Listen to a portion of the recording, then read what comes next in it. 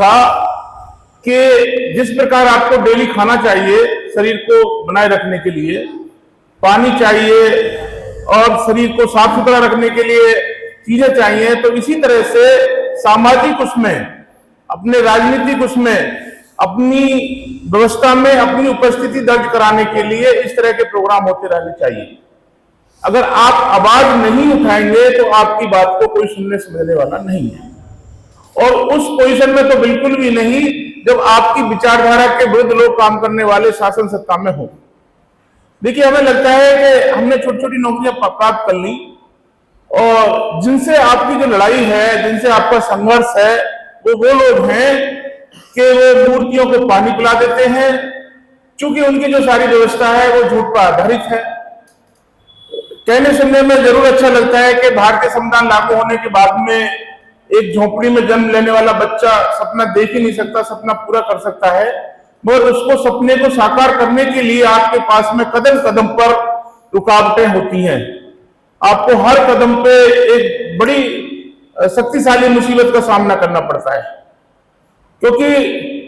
जब हम किसी दौड़ में, किसी संघर्ष में होते हैं तो एक आदमी छल कपट को लिए हुए बैठा है और एक आदमी उसके पास एक जो जरूरी चीजें हैं वो भी नहीं है, तो उसके लिए बड़ा ही मुश्किल हो जाता है। देखिए, मैं एक ही बात को लेकर हम लोग चल रहे हैं और उसी पे हमारा फोकस रहेगा। पिछले, मैं समझता हूं 1966 के बाद में हमारा जो है दिल्ली हाईकोर्ट बना। दिल्ली की बात करते हैं क्योंकि हम लोग दिल्ली में बैठे हुए हैं। आज तक एडवोकेट से सिर्फ और सिर्फ श्री जस्टिस सुरेश कैथ साहब बने, उसके बाद में कोई दूसरा अपॉइंटमेंट नहीं हुआ। पिछले 2 साल से हम लोग लगातार हाई कोर्ट में, सुप्रीम कोर्ट में बराबर प्रेजेंटेशन दे रहे हैं, मेमोरेंडम दे रहे हैं कि भाई हमारे लोगों के लिए जो भी आप कठिन से कठिन परीक्षा लागू कर सकते हैं, कोई भी कठिन से कठिन हमारी एग्जाम ले लीजिएगा, हम उसमें उस प्रोसेस को पूरा करने के लिए तैयार हैं, उस एग्जाम को फेस करने के लिए तैयार हैं, मगर हमारे लोगों को हाई कोर्ट और सुप्रीम कोर्ट में जो अपॉइंट कीजिए और उनका जो है कॉलेजियम के माध्यम से नाम दीजिए। कॉलेजियम निश्चित रूप से एक तरह से जो एक आम आदमी का जो राइट है, जज बनने का जो राइट है, उसको छीन रहा है। वो नहीं चाहते कि आम आदमी का बच्चा, आम आदमी का परिवार का बच्चा उस सिस्टम में जाए और वो अपने समाज में ईमानदारी से जो जजमेंट दे और एक वो चीज दे, क्योंकि उन्होंने अपनी जो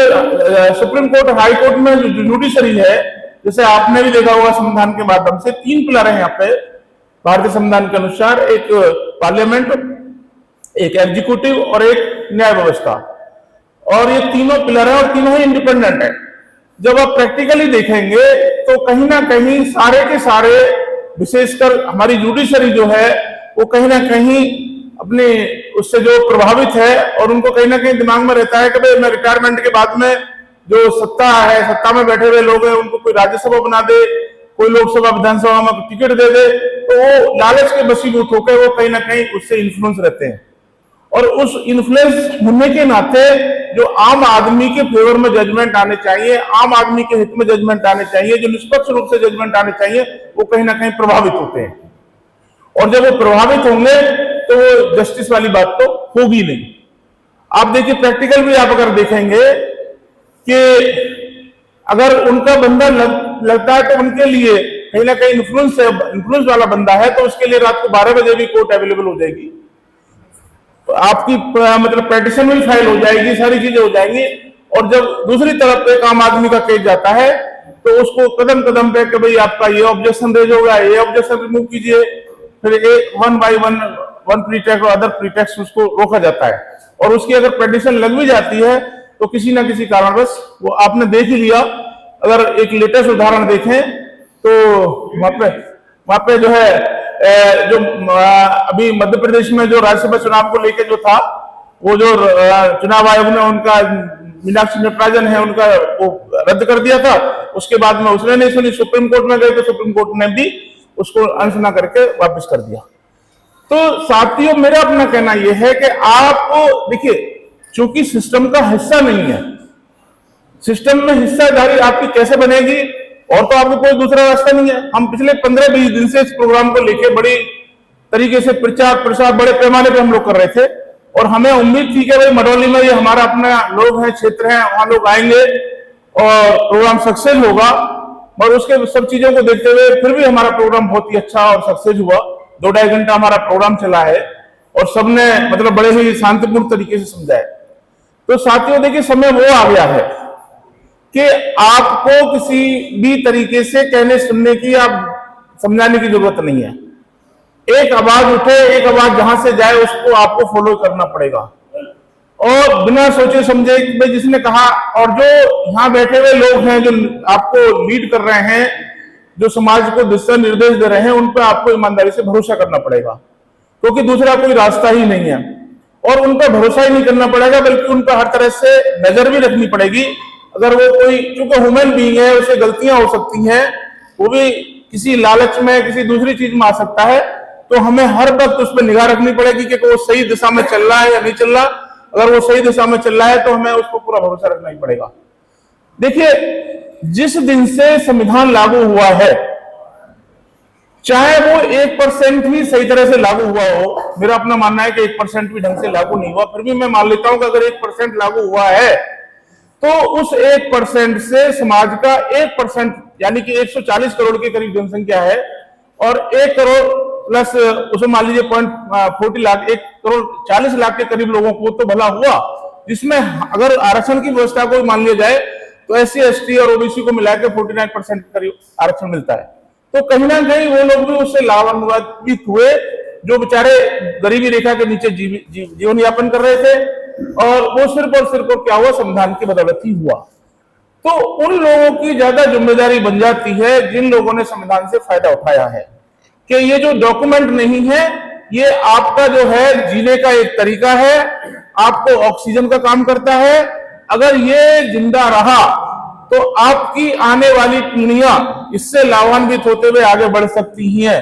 और जिस दिन ये खत्म हो गया तो आपका कोई भी धनाधोरी नहीं रहेगा, आपको गुलाम की तरह से ट्रीट किया जाएगा।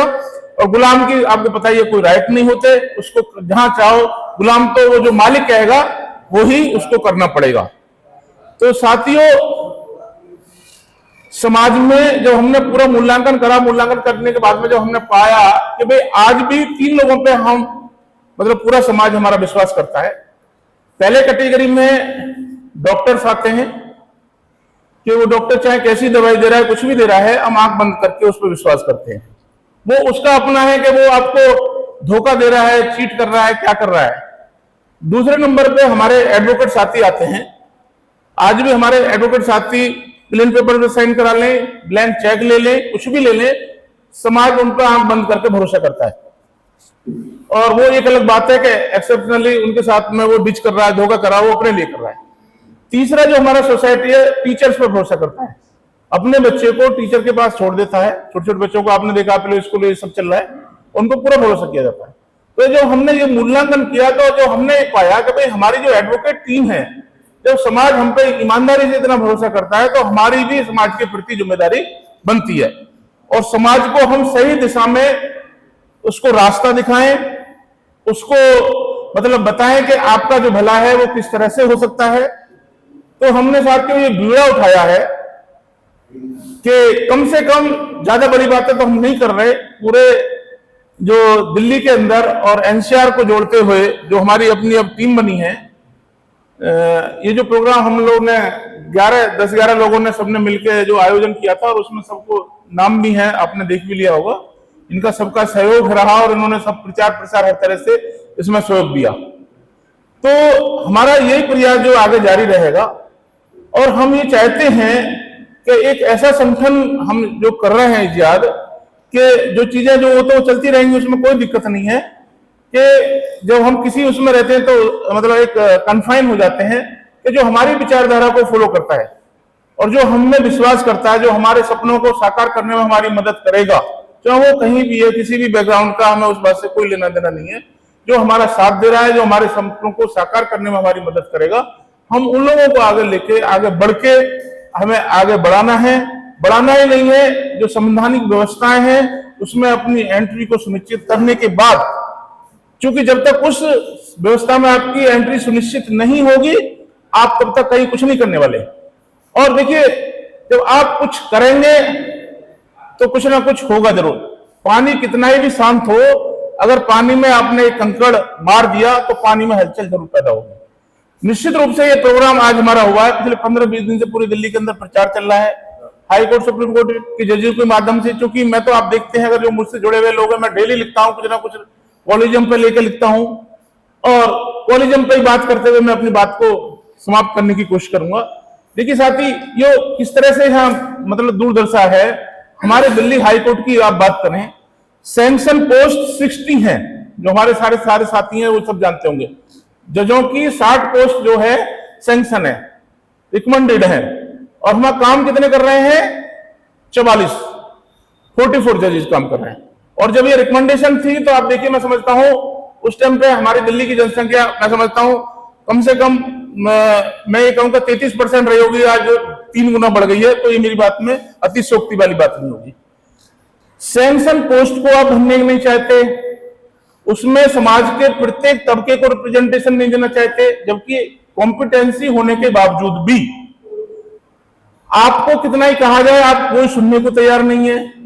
आपने एक ऐसा सिस्टम बना लिया है कि जो आपकी वहां मनमानी चलेगी। जैसे एक पुरानी कहावत है कि जो अंधी बांटे रेवड़ी अपनों अपनों को दे, वहां ये तुमने हाल बना रखा है कि तुम्हें अपने के अलावा कोई भी दूसरा नजर नहीं आता। अभी देखिए 7 नाम जो है रिकमेंड करके गए, उसमें schedule caste, SC ST OBC का कोई भी जज उसमें अपॉइंट नहीं भेजा गया।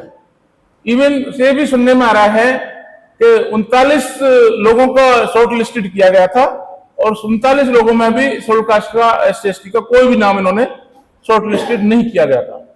तो आप मतलब किस तरह से इसको व्यवस्था को लेके जा रहे हैं, और हमारे लोगों को, मुझे बड़ा दुख होता है, हम चाहे सुप्रीम कोर्ट में कोई प्रोग्राम करें, चाहे हाई कोर्ट में कोई प्रोग्राम करें, ठीक है, उसको लेकर हमें मतलब अपनी आवाज जो डायरेक्ट उनको फायदा पहुंचाने वाली बात है, उस पर भी जो लोग जो आंदोलन होना चाहिए, तो वो आंदोलन नहीं हो रहा है। और अगर आंदोलन ढंग से होगा तो निश्चित रूप से जो बैठे हुए व्यवस्था में लोग हैं, जो कॉलेजों में बैठे हुए जो लोग हैं, उनकी कानों पर जरूर जूं रहेगी। आपकी मतलब